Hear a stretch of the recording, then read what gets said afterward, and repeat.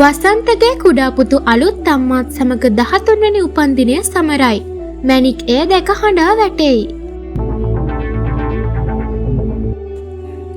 සුරේන්ද්‍ර වසන්ත පෙරේරාගේ කුඩා පුතු වන අකේන් වොහන් පෙරේරාගේ 13 වන උපන්දිනය ඊයේට යෙදී තිබුණා.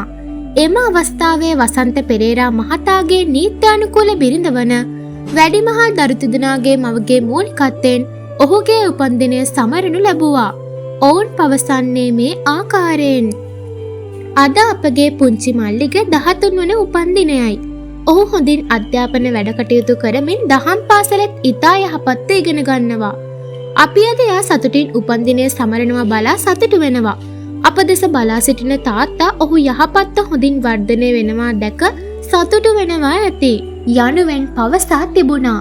මේ දුට වසන්ත පෙරේරා මහතාගේ අනෙක් බිරිඳ වන මැණික් ලංකා රාජිනී මහත්මියද හඬා වැටමින් තමන්ගේ මවගේ නිවසේ සිට කුඩා පුතුට සුබ පතමින් සටහනක් දමමින් හඬා වැටමින් ඉල්ලා තිබුණේ මෙවැන්නක්.